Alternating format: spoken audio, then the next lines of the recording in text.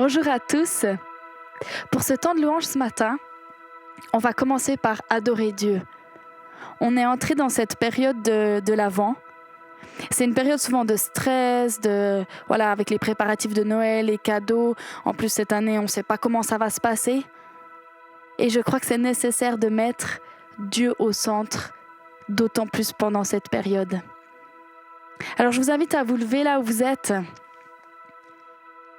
et à entrer dans sa présence. Qu'on puisse ensemble, en tant qu'Église, élever nos voix ce matin.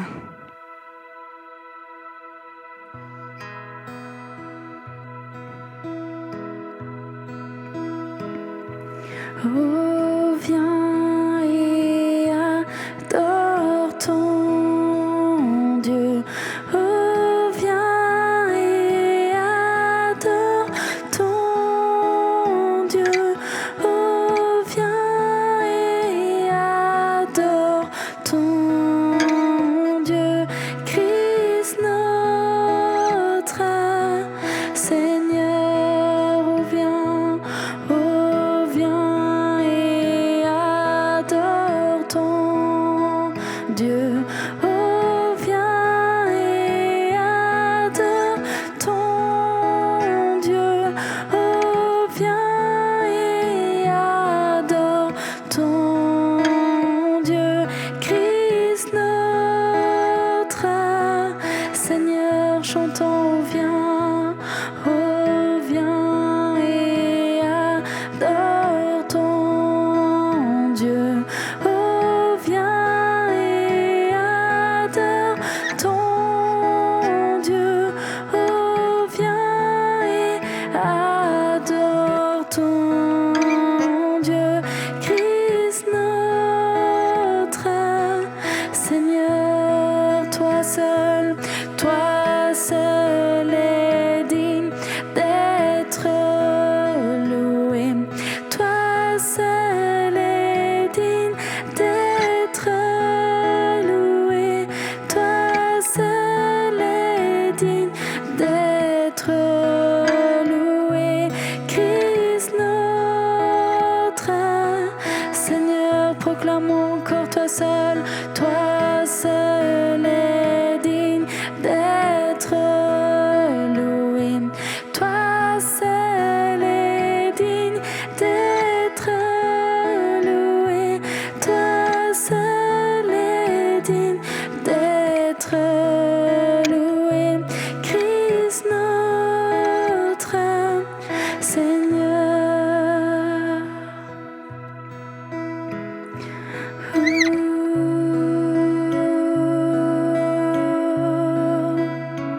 Kera sayande ya soryo,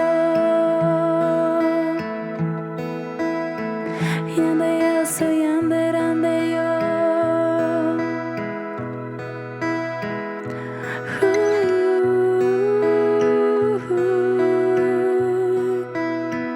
Élève ta voix, nous l'adorons.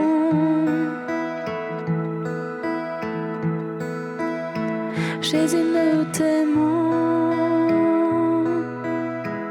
Toi seul est digne d'être loué.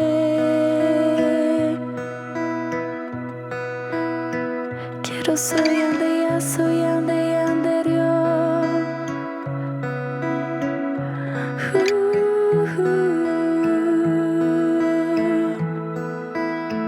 Quiero bayande ya soyande yande yande yo.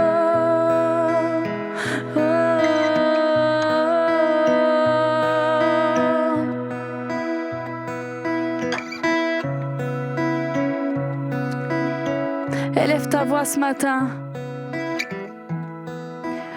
Ou viens et adore ton Dieu.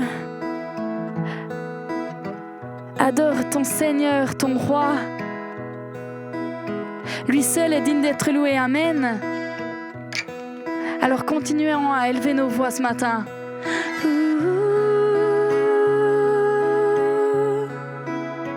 Quiero soyandoria.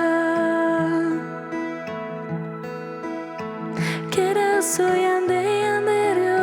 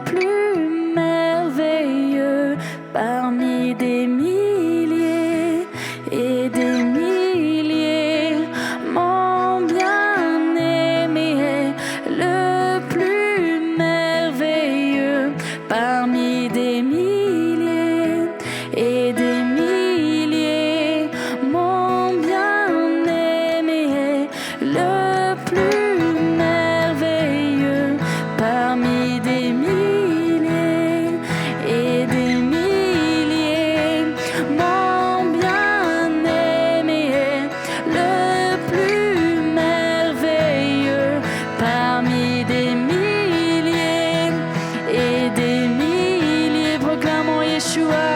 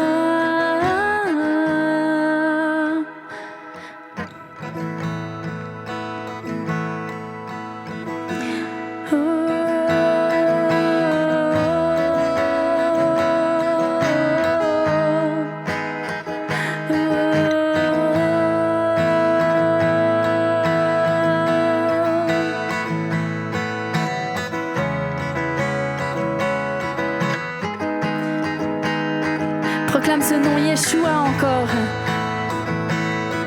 Je t'invite vraiment à le proclamer chez toi, là où tu es. Ce nom qui est si grand, ce nom qui est si merveilleux, c'est Jésus. Oh Jésus, Yeshua,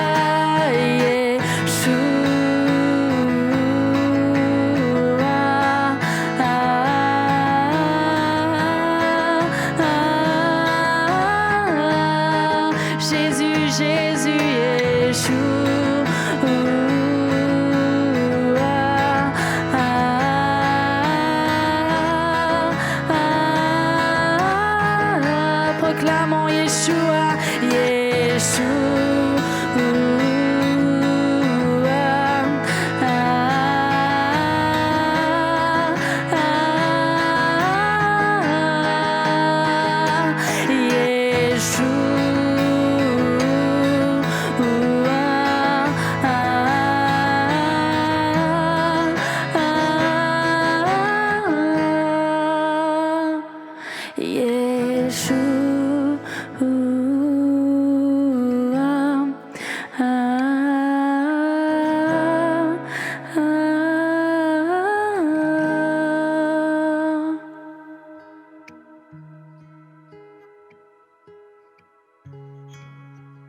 Pour ce chant, je t'invite à fermer les yeux et à recevoir ces paroles de bénédiction pour toi, pour ta famille.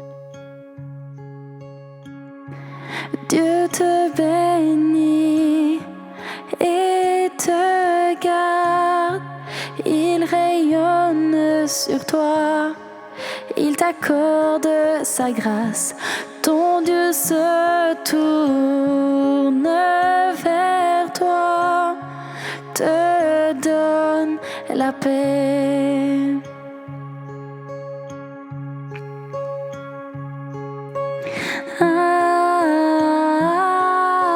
Amen.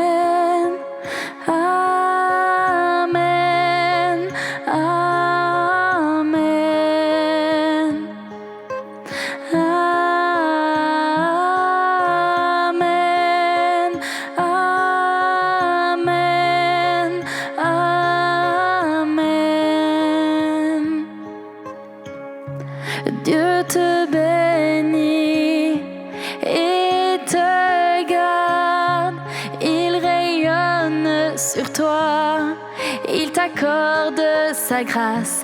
Ton Dieu se tourne vers toi, te donne la paix. Dieu te bénit et te garde, il rayonne sur toi, il t'accorde sa grâce.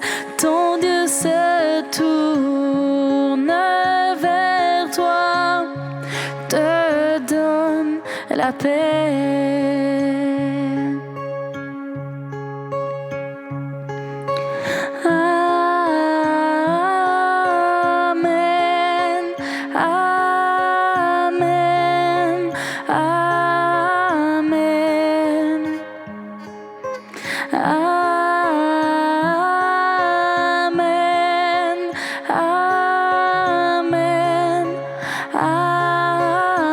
Chantons Amen.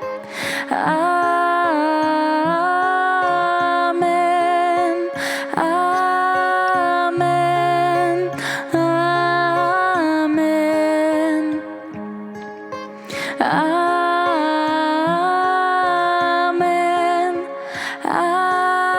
Amen. Amen.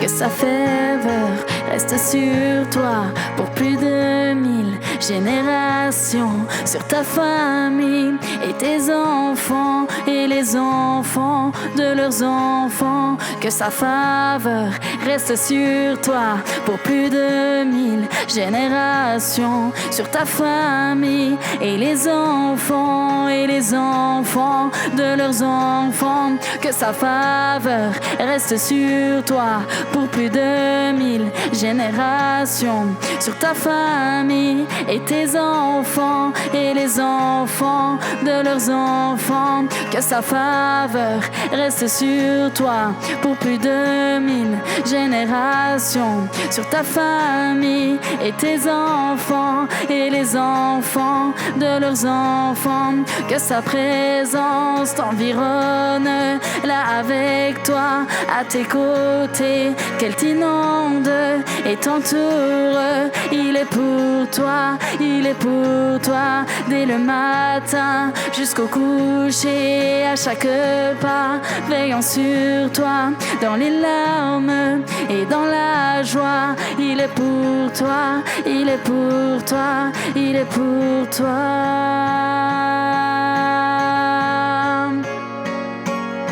Il est pour toi.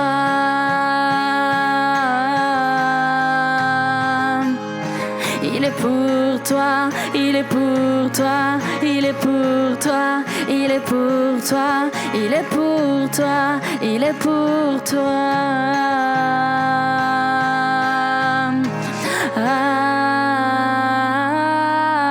Amen. Amen. Amen. Amen. Amen.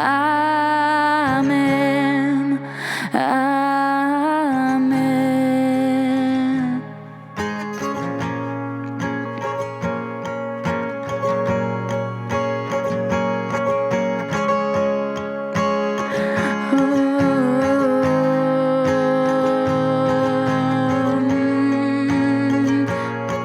Le Seigneur veut vraiment te bénir ce matin. Il veut poser sa faveur sur toi.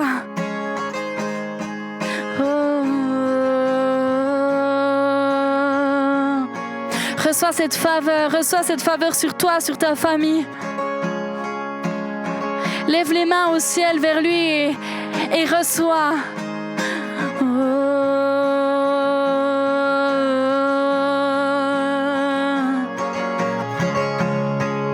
Jésus, nous recevons, nous recevons.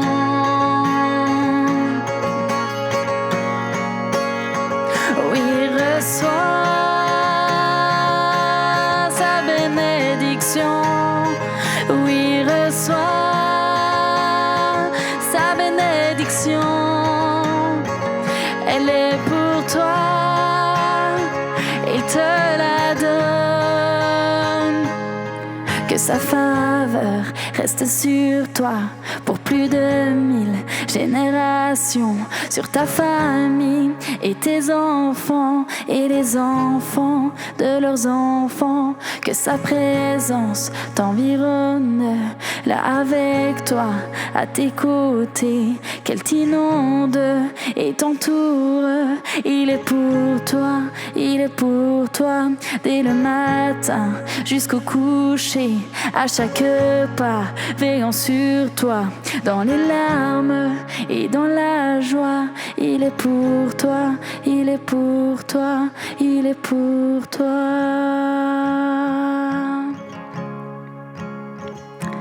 Car tu m'aimes, malgré mes circonstances et mes offenses. Tu m'aimes, au prix de ta vie et sans répit. Tu m'aimes, tu t'es offert, bras grands ouverts. Oh mon Dieu, tu m'aimes, à en accepter d'être attaché sur le bois, et que le ciel détourne son regard de toi. Tu t'es battu pour moi, Jésus. Oh mon Dieu, tu m'aimes, malgré mes circonstances et mes offenses. Tu m'aimes, au prix de ta vie et sans répit. Tu m'aimes, tu t'es offert, bras grands ouverts. Oh mon Dieu, tu m'aimes, à en accepter d'être attaché sur le bois, et que le ciel détourne son regard de toi. Tu t'es battu pour moi, Jésus. Oh mon Dieu, tu m'aimes. Je n'ai rien fait afin de mériter ta grâce, dans laquelle mes péchés et mes hontes s'effacent depuis toujours et pour toujours. Oh mon Dieu, tu m'aimes.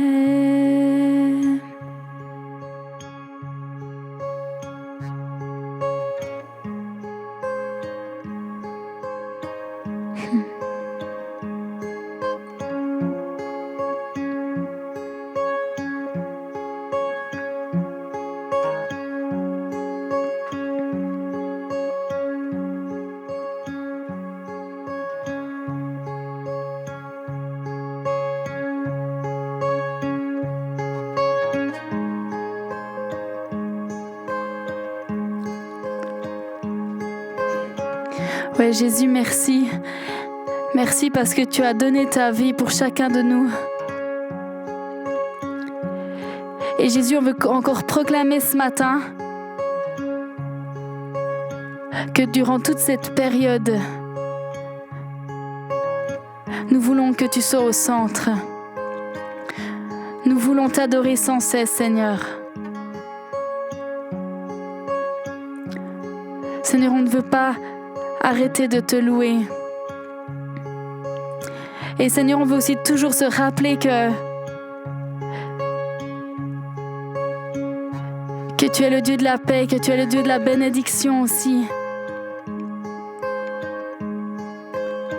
Seigneur, merci pour cet amour, merci pour ton amour.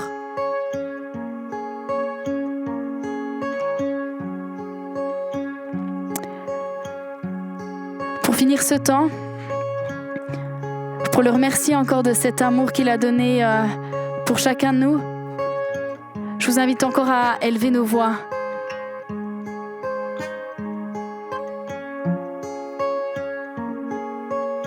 Ça réjouit son cœur quand on l'adore.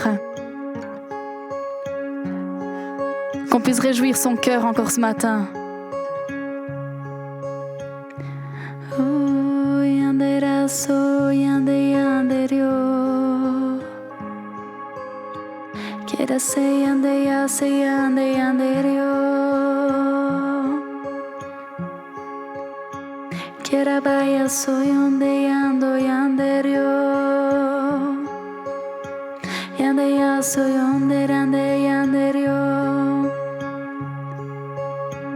Oh, yandera so yande yandorio. Shekera se yande yandorio.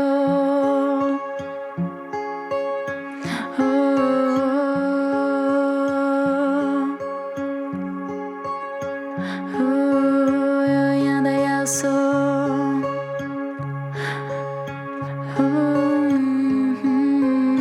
Quiera se yando yanderando.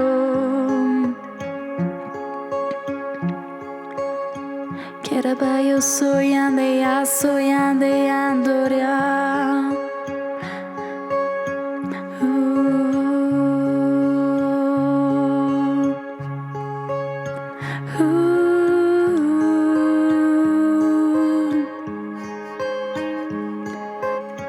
Quiero soy anderio. Quiero yo soy anderio. Soy ande ya soy ande yanderio.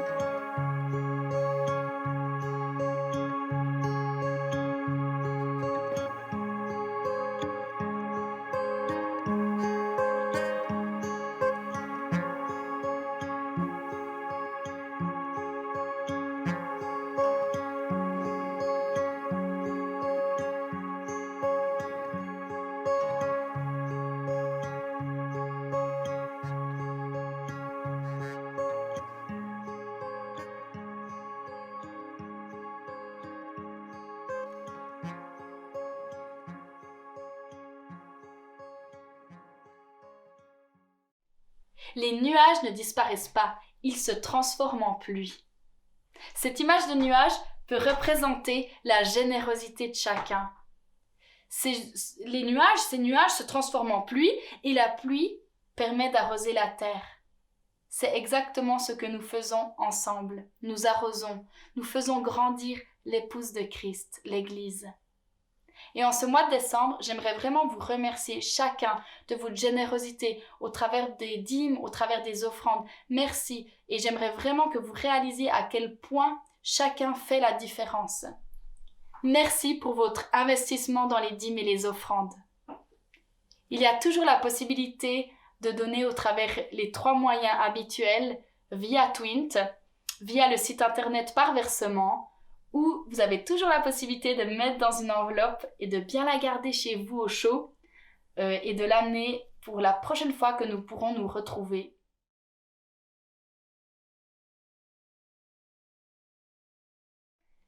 Mary Morawiec continuera le thème du mois qui est « Il est venu, pourquoi Jésus est venu ».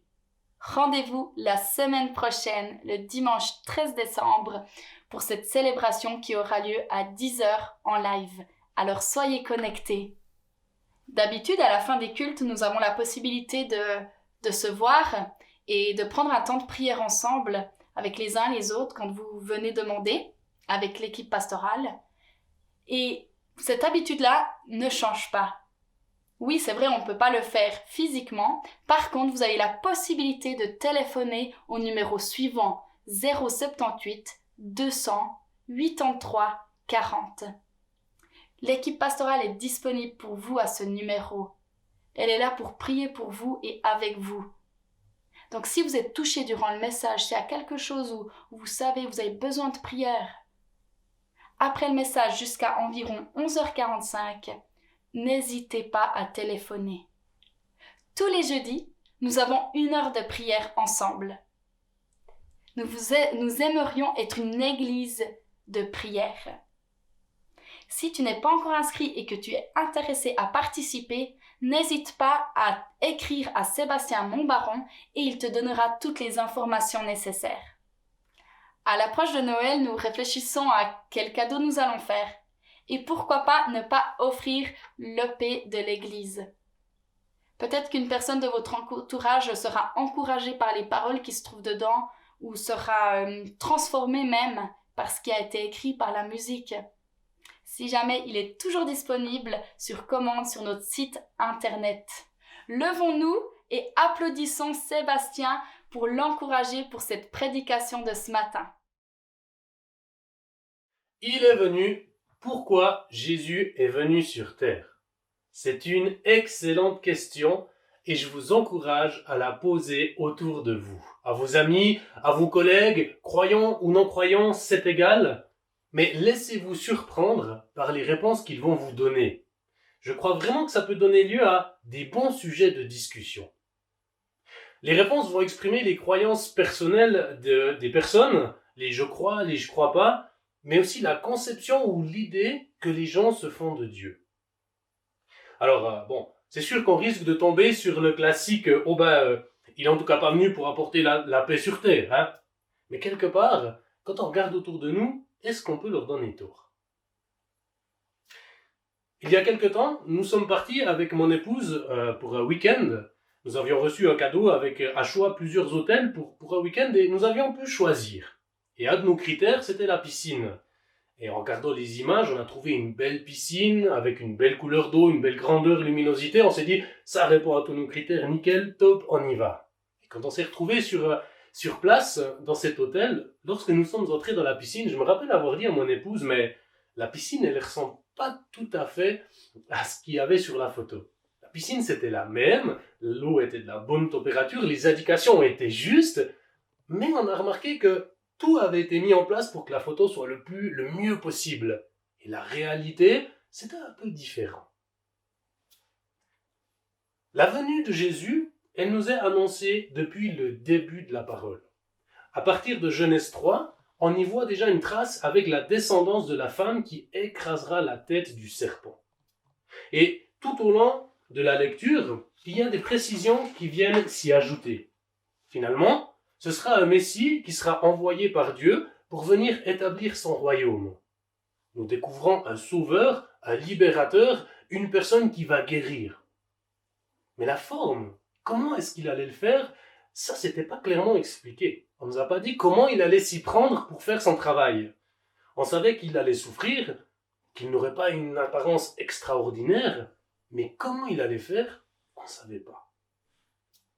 À l'époque où Jésus est venu sur cette terre, les gens s'attendaient à voir débarquer un chef militaire, un chef de guerre, qui mettrait les Romains dehors et qui soumettrait toutes les nations à Israël et imposerait la loi mosaïque au monde.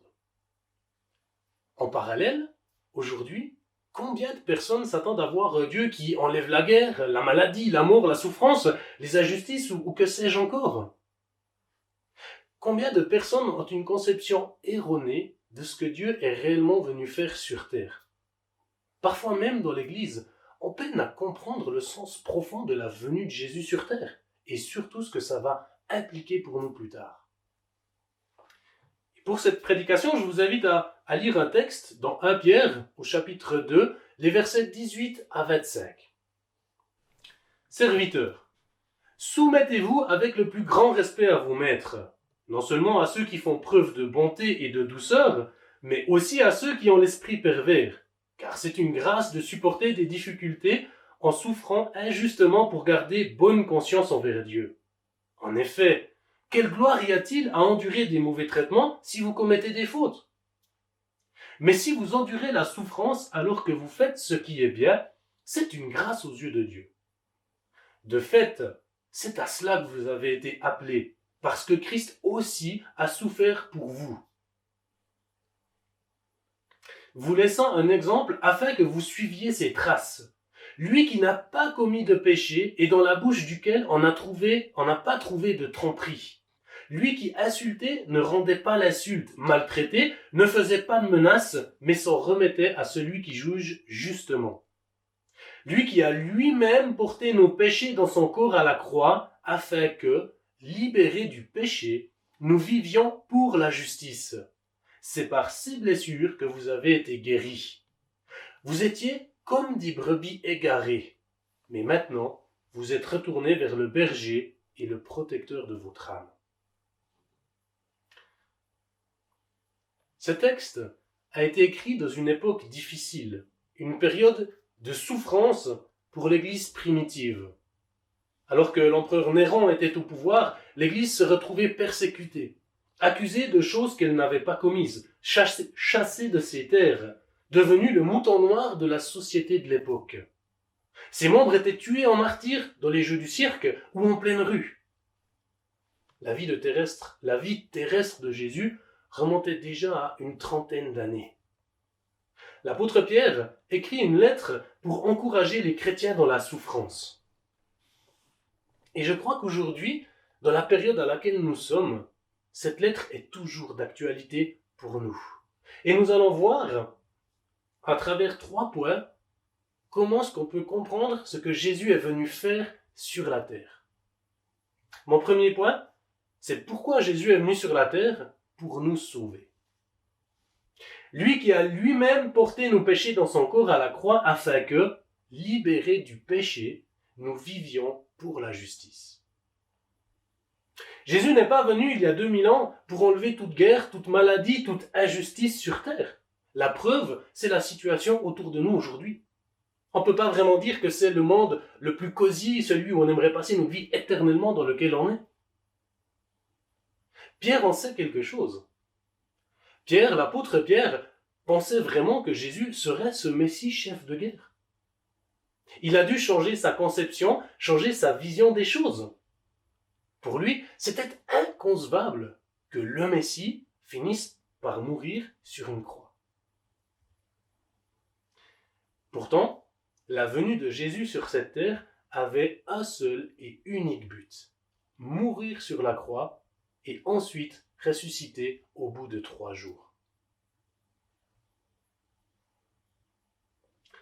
Au travers de cet acte, Jésus nous a libérés de notre péché en prenant la punition à notre place.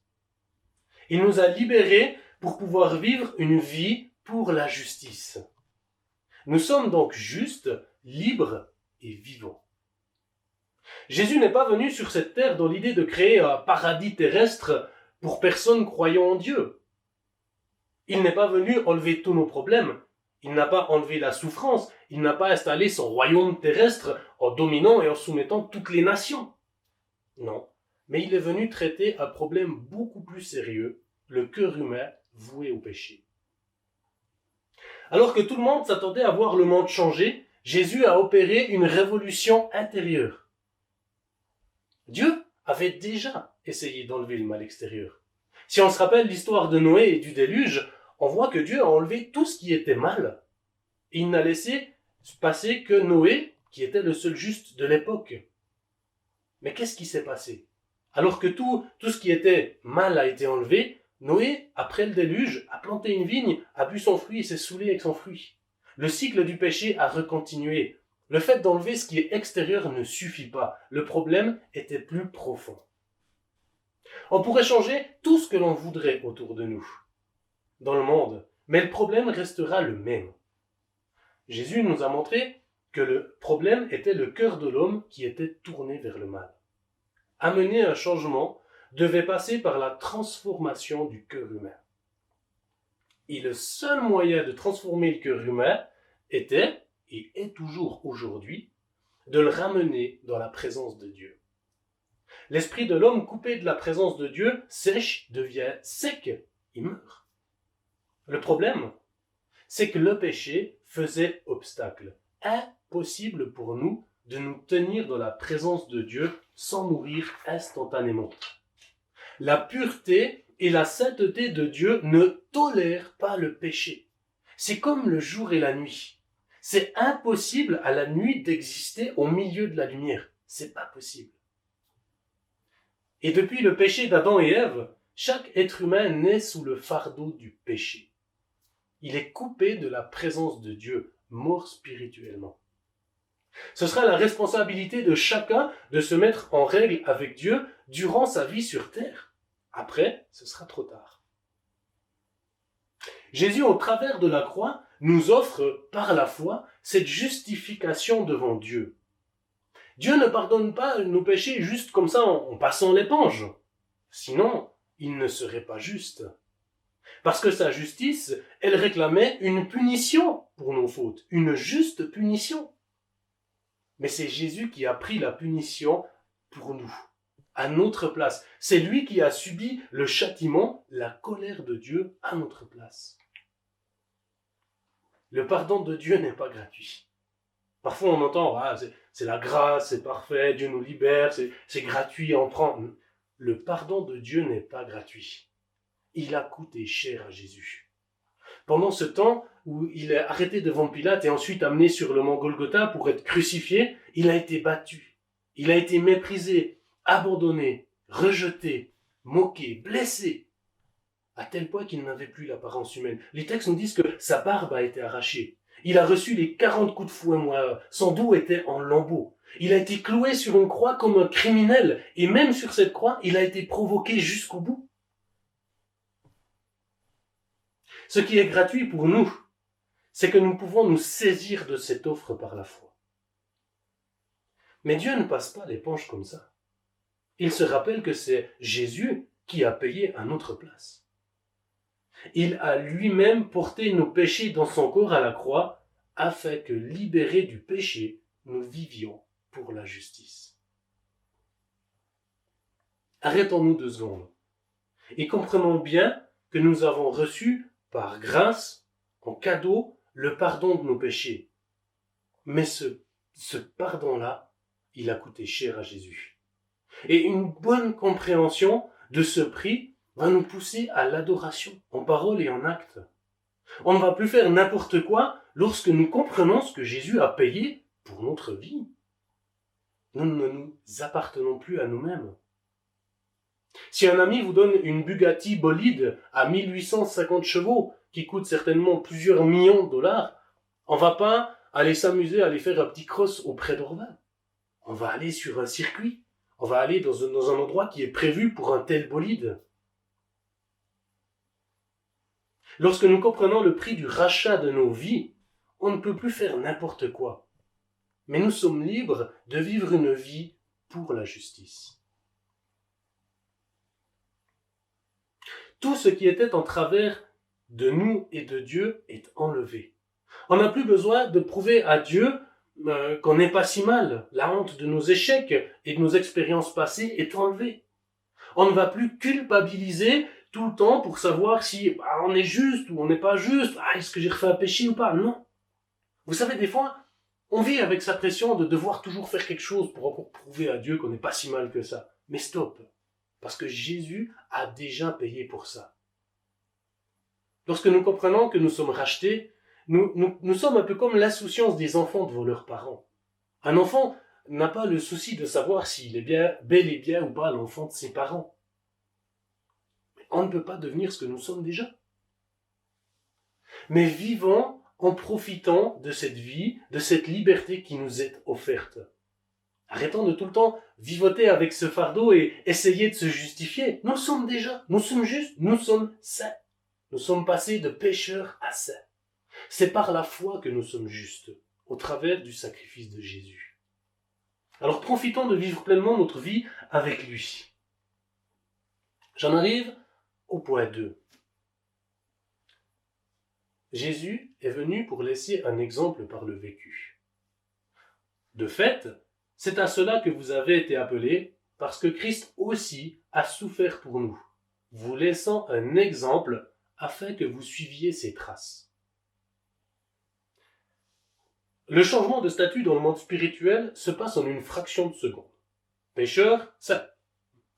Mais vivre librement pour la justice sur terre va nous prendre un peu plus de temps. Et ça se fera progressivement. Comprendre que la loi qui nous accusait devant Dieu nous sert aujourd'hui à connaître sa volonté, ça nous prend du temps. Apprendre d'une manière à vivre qui plaise à Dieu, ça va nous contraindre à réajuster ce qui est bon ou mauvais. Tout notre passé, tout ce que nous avons appris, on devra le passer au crible. Est-ce que ça correspond à ce que Dieu veut ou non? Et c'est là que c'est aussi important de comprendre que dans cette étape, tout n'était pas mauvais, mais tout n'était pas bon non plus.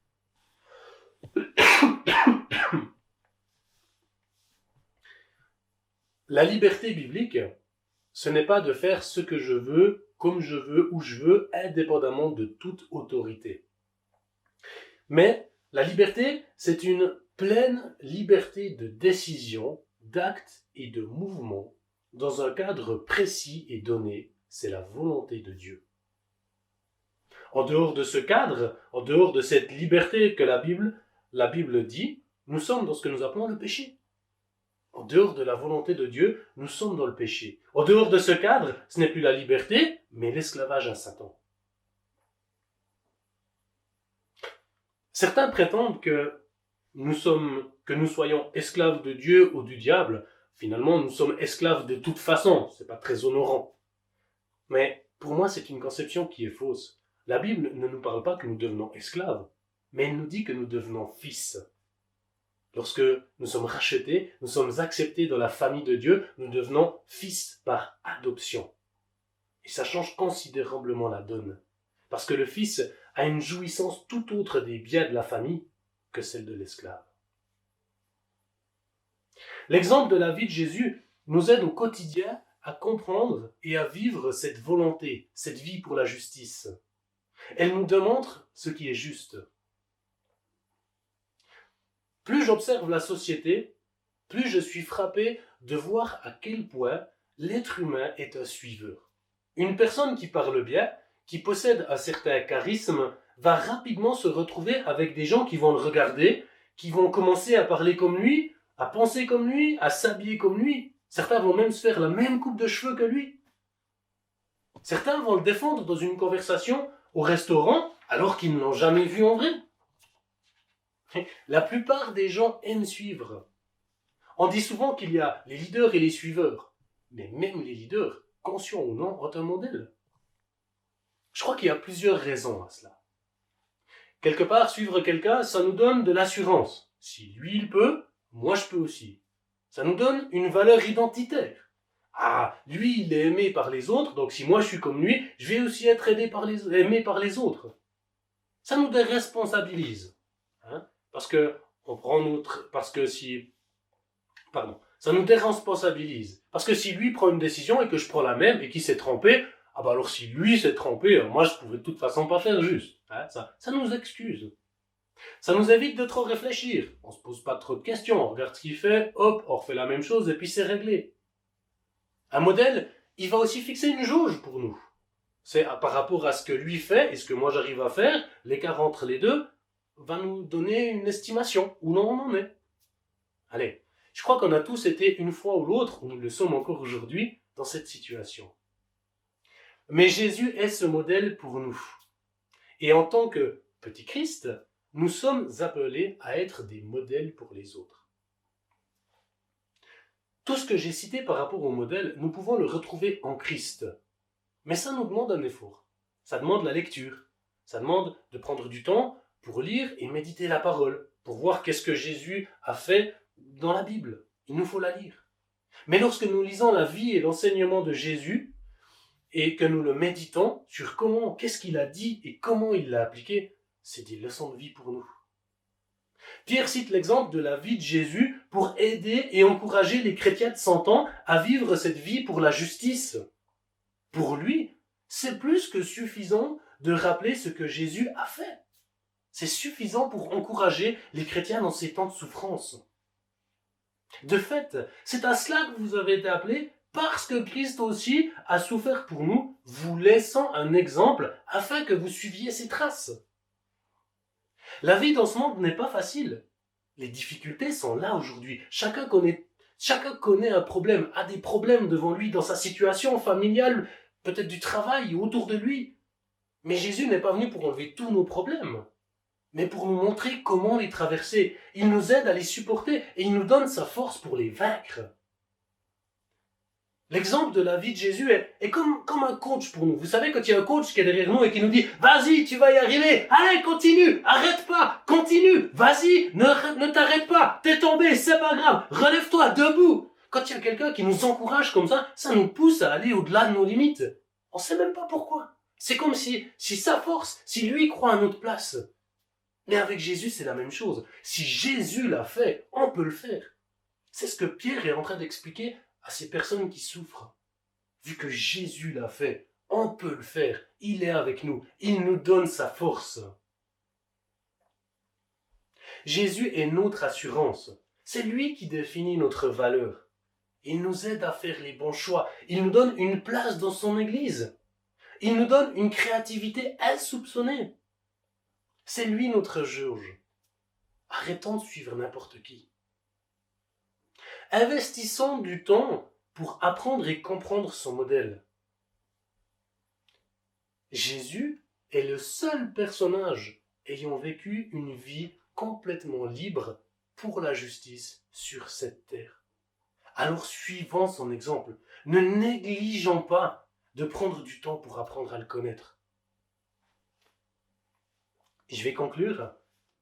Jésus est venu pour être notre berger protecteur. Vous étiez en effet comme des brebis égarées, mais maintenant vous êtes retournés vers le berger et le protecteur de votre âme.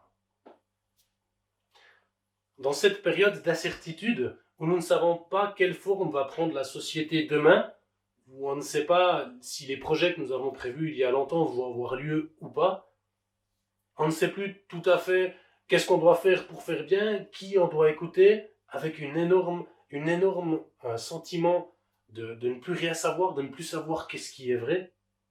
Dans cette situation, rappelons-nous que nous sommes retournés vers le berger, le protecteur de notre âme.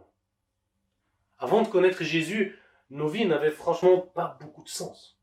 Nous étions esclaves de nos peurs, emportés par toutes les modes de la société, pensant obtenir une certaine valeur en fonction de nos réussites sociales ou professionnelles.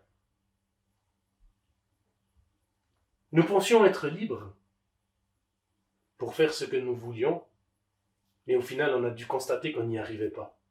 Combien de choses nous savons qui étaient mal, mais que nous n'arrivions pas à changer. On continuait à faire. Lorsque nous pensions à ce qui venait après, à la vie, après notre passage sur Terre, c'était comme un nœud qui se nouait à l'intérieur de nous. Ni la science, ni la philosophie, ni même la religion ne pouvaient apaiser cette question de l'éternité. Et aujourd'hui encore, elle ne le peut pas.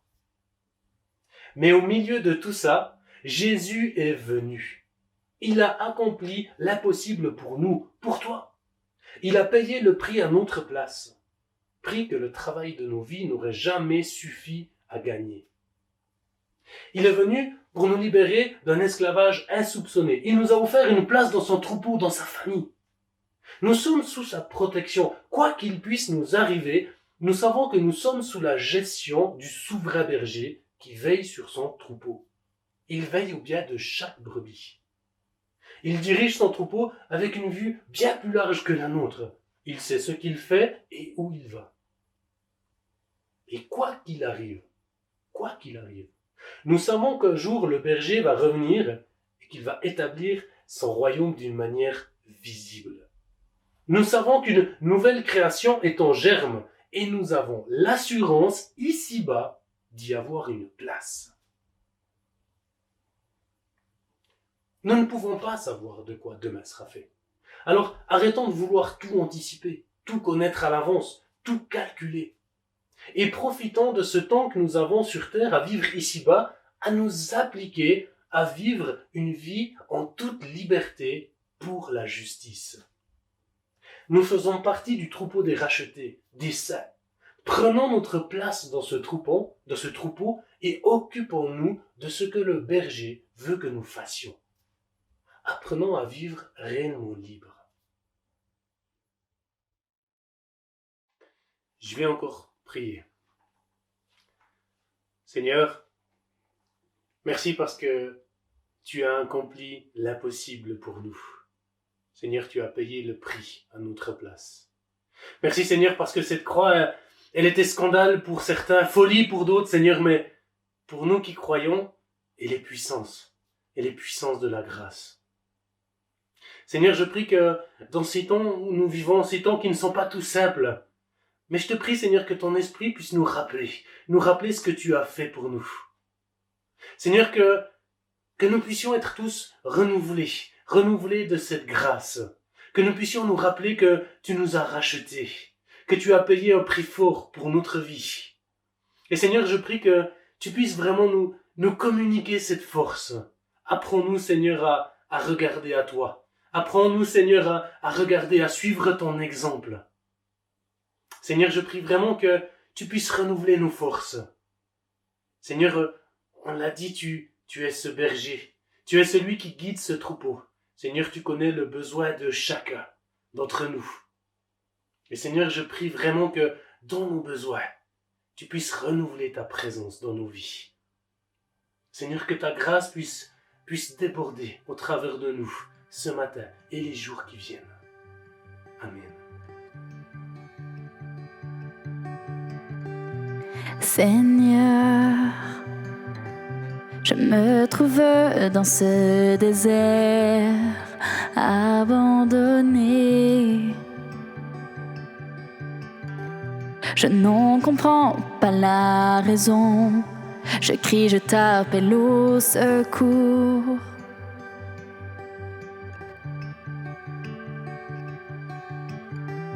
Cet endroit de solitude est inondé de toutes mes larmes.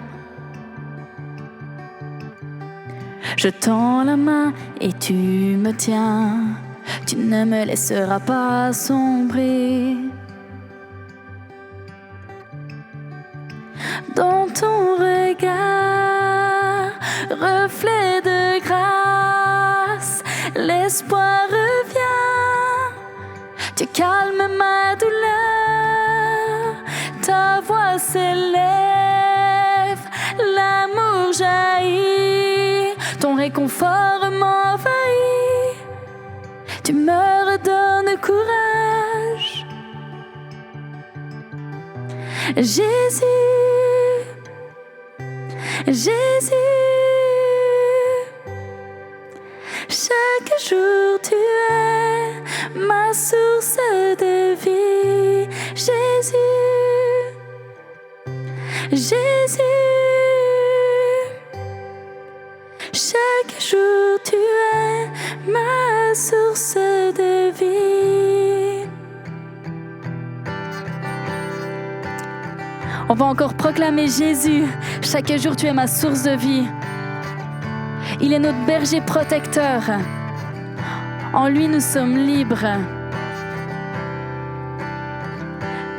Alors proclamons ensemble Jésus, chaque jour tu es ma source de vie. Jésus, Jésus, chaque jour tu es ma source de vie. Jésus, Jésus, chaque jour tu es ma source de vie. Jésus, Jésus, chaque jour tu es ma source de vie. Jésus, Jésus, chaque jour tu es ma source de vie. Par la foi, je verrai fleurir ta justice. Tes promesses sont parfaites. Ta parole abonde dans mon cœur, le remplissant d'une joie profonde. Chantons encore ces paroles ensemble. Par la foi, Par la foi, je verrai fleurir ta justice. Tes promesses sont parfaites. Ta parole abonde dans mon cœur, le remplissant d'une joie profonde. Oh.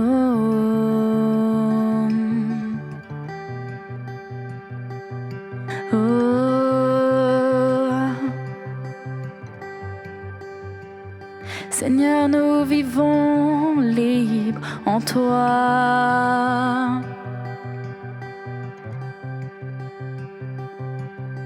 Nous vivons libres en toi. Je garderai confiance en toi. Ma confiance est en toi. Proclamons. Je garderai confiance en toi. Ma confiance est en toi. Proclame ça sur ce que tu vis. Je garderai confiance en toi. Ma confiance est en toi. Je garderai confiance en toi. Ma confiance est en toi. Proclame encore. Je garderai confiance en toi. Ma confiance est en toi. Je garderai confiance en toi. Ma confiance est en toi. Je garderai confiance en toi. Ma confiance est en toi. Je garderai confiance en toi. Ma confiance est en toi.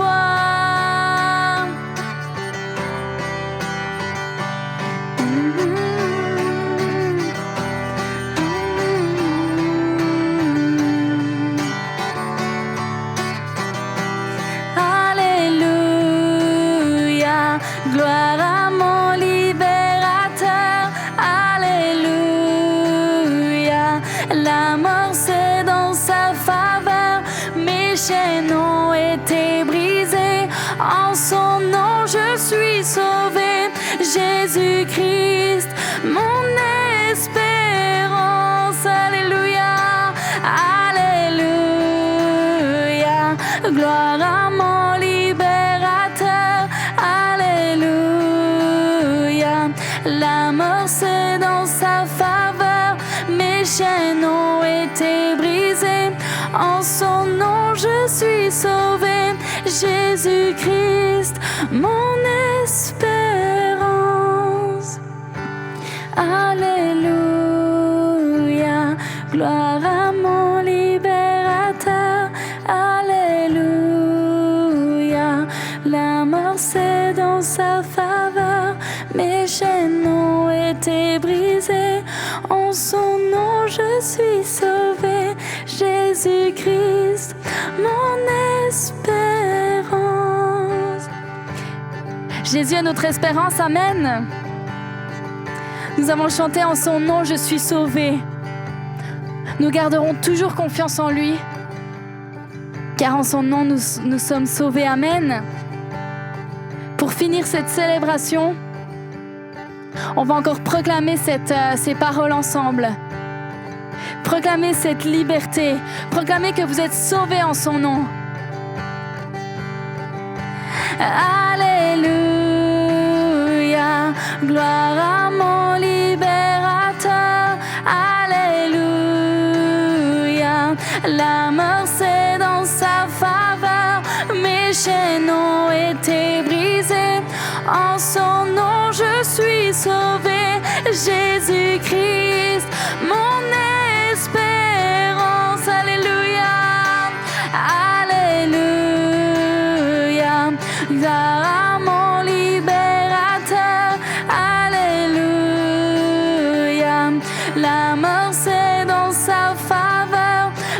chaînes ont été brisées. En son nom, je suis sauvé. Jésus-Christ, notre espérance. Jésus-Christ, Jésus-Christ, notre espérance.